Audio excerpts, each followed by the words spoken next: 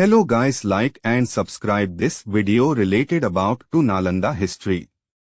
उस समय बख्तियार खिलजी ने उत्तर भारत में बौद्धों द्वारा शासित कुछ क्षेत्रों पर कब्जा कर लिया था और एक बार वह काफी बीमार पड़ा। उसने अपने हकीमों से काफी इलाज करवाया मगर वह ठीक नहीं हो सका और मरणासन्न स्थिति में पहुंच गया।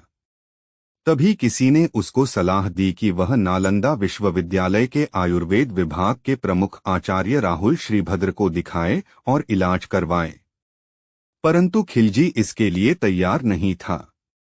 उसे अपने हकीमों पर ज्यादा भरोसा था।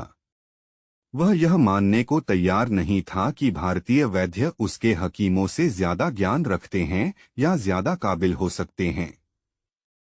लेकिन अपनी जान बचाने के लिए उसको नालंदा विश्वविद्यालय के आयुर्वेद विभाग के प्रमुख आचार्य राहुल श्रीभद्र को बुलवाना पड़ा। फिर बख्तियार खिलजी ने वैद्यराज के सामने एक अजीब सी शर्त रखी और कहा कि मैं उनके द्वारा दी गई किसी भी प्रकार की दवा नहीं खाऊंगा, बिना दवा के वो उसको ठीक करें।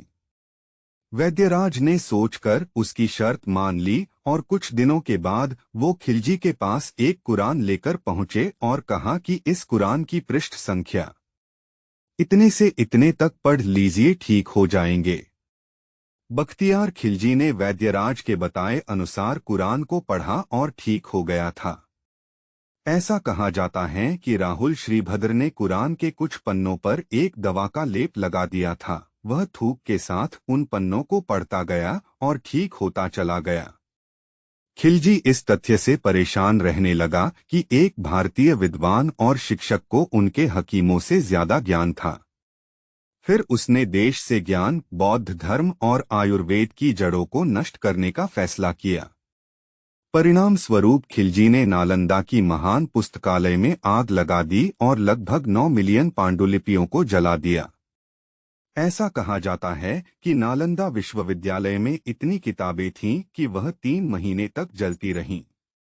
इसके बाद खिलजी के आदेश पर तुर्की आक्रमणकारियों ने नालंदा के हजारों धार्मिक विद्वानों और भिक्षुओं की भी हत्या